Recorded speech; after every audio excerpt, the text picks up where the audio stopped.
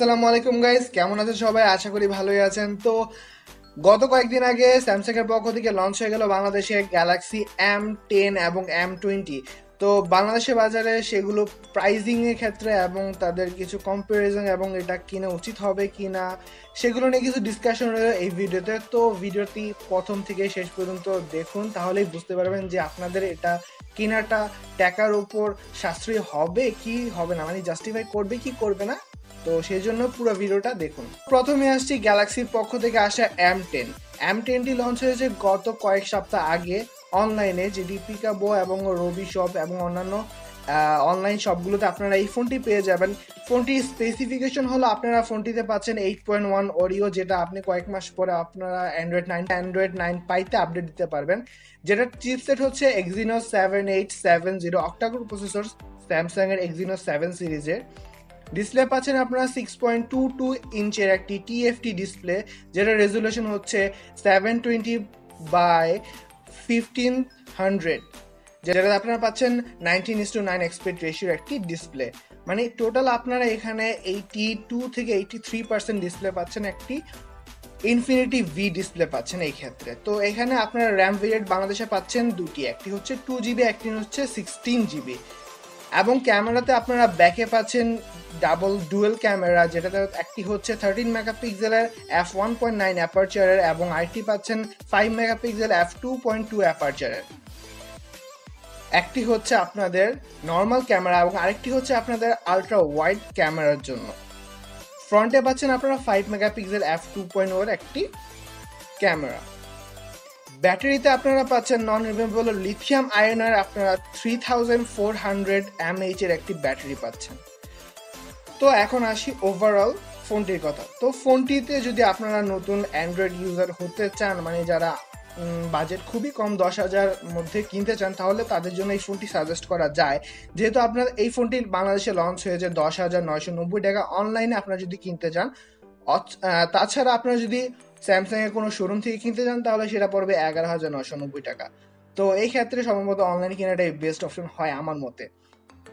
তো যাদের প্রাইস রয়েছে 10,000 মধ্যে তারা এই ফোনটি কিনতে পারেন, তাদের এই ক্ষেত্রে জাস্টিফাই হবে, কারণ এই প্রাইসিং এর মধ্যে এরকম ভালো ডিসপ্লে সহ ভালো কনফিগারেশন সহ কোনো ফোনই আমার মতে নেই বর্তমানে। যেহেতু শাওমির পক্ষ থেকে একটা ছিল Redmi 6A, বাট সেটার কনফিগারেশন তুলনায় আমার মনে হয় এই ফোনটি কনফিগারেশন বেটার এবং ডিসপ্লে ক্ষেত্রেও এবং ক্যামেরার দিক দিয়ে তো বলাই বাহুল্য।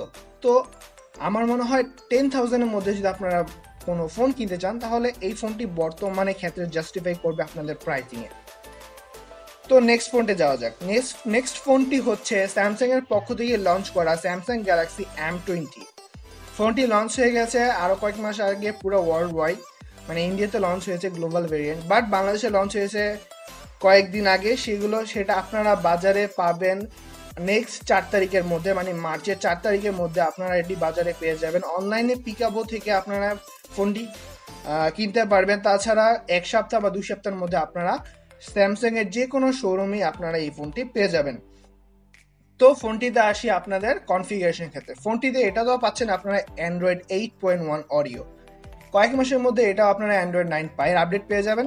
এটার প্রসেসর রয়েছে Exynos 7904 অক্টাকোর প্রসেসর, স্যামসাং এর Exynos সিরিজের 7 সিরিজের একটি প্রসেসর, যেটি তুলনামূলক বলা হয় স্ন্যাপড্রাগনের 600 সিরিজের ভিতরে প্রসেসরের মতোই। তো এখানে আছে ডিসপ্লের কথা। ডিসপ্লেতে আপনারা পাচ্ছেন 6.3 ইঞ্চের একটি 19.5:9 এক্সপেক্ট রেশিওর ইনফিনিটি ভি ডিসপ্লে, যেটা রেজুলেশন হচ্ছে 1080x2340। তো ডিসপ্লের ক্ষেত্রে বুঝতেই পারছেন যে এটাতে কোনো তুলনাই হচ্ছে না, যেহেতু স্যামসাং এর ডিসপ্লে ইউজ করা হয়েছে। তো এই ক্ষেত্রে আপনাদের কালার কন্ট্রাস্টে কোনো প্রবলেম হবে না এবং ভিডিও দেখার ক্ষেত্রে কোনো প্রবলেম হবে না আমার যতটুকু মনে হচ্ছে। তো তারপর আসি র্যামের কথা। তো র্যামে আপনারা পাচ্ছেন 3GB এবং 32GB ভেরিয়েন্টটা। ক্যামেরা রয়েছে আপনাদের পিছনের দিকে ডুয়াল ক্যামেরা, একটি হচ্ছে 13 মেগাপিক্সেলের f1.9 অ্যাপারচারের এবং আরেকটি পাচ্ছেন 5 মেগাপিক্সেল f2.2 অ্যাপারচারে, যেটি হচ্ছে ওয়াইড অ্যাঙ্গেল ক্যামেরা। এবং আরেকটি আপনারা ফ্রন্ট ক্যামেরা পাচ্ছেন যেটা হচ্ছে 8 মেগাপিক্সেলের f2.0 অ্যাপারচারে, যেটা আপনারা HDR সাপোর্ট করে। ব্যাটারির ক্ষেত্রে আপনারা পাচ্ছেন লিথিয়াম আয়ন 5000 mAh এর ব্যাটারি, মানে বুঝতেই পারছেন তো এই ক্ষেত্রে স্যামসাং এর ব্যাটারি ব্যাকআপ কিরকম হবে। এবং এটা আপনাদের 3x ফাস্ট চার্জিং সাপোর্ট করে, মানে আপনারা ফাস্ট চার্জে দিয়ে ফোনটি অতি সহজেই চার্জ করতে পারবেন। তো এখন আসি ফোনটির প্রাইজিং এর ক্ষেত্রে। তো ফোনটি বাংলাদেশে আপনারা আনঅফিসিয়াল অনেক জায়গায় পেয়ে যাবেন। তো প্রাইজিং অনুযায়ী সেটার প্রাইজিং হচ্ছে আনঅফিসিয়ালি প্রায় 15,990, মানে 16,000 টাকার মধ্যে। বাট আপনারা 4 তারিখে যদি অনলাইনে কিনেন তাহলে ফোনটি আপনারা পাচ্ছেন মাত্র, ফোনটি প্রাইস হচ্ছে মাত্র 14,900 টাকা, মানে শুধু 4 তারিখ, মানে অনলাইনে আপনারা ক্রয় করতে গেলে এই ফোনটিতে 1,000 টাকা ছাড় পাচ্ছেন এই ফোনটি ক্রয় করতে গেলে। তো ওভারঅল আমার মনে হয় এই দুটো ফোনই স্যামসাং এর মিড রেঞ্জে লঞ্চ করা সবচেয়ে ভালো ফোন এবং কোয়াইট গুড আমি বলতে পারি, কারণ 15,000-এর মধ্যে স্যামসাং এর এইরকম ভালো ফোন আমার মনে হয় নেই। অনেকে যারা শাওমি ফোন ইউজ করতে চান তাদের একটা কথাই বলবো যে শাওমির ফোনগুলো ঠিক আছে, প্রসেসর ভালো, বা ডিসপ্লেতে বা ক্যামেরাতে এরকম আপগ্রেড পাবেন না। তো যারা চান ডিসপ্লে ক্ষেত্রে এবং ক্যামেরা ক্ষেত্রে ফোন কেনার জন্য তাদের আমি সাজেস্ট করবো স্যামসাং এর M সিরিজের ফোনগুলো কেনার জন্য। এবং যারা কনসিডার করতে পারেন ক্যামেরার দিকটা তাহলে তারা শাওমির দিকে নিতে পারেন।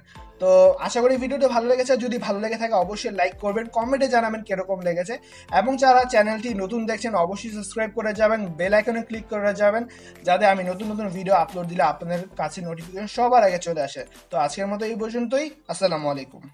Brother that's caught in the crossfire, that's caught in the crossfire.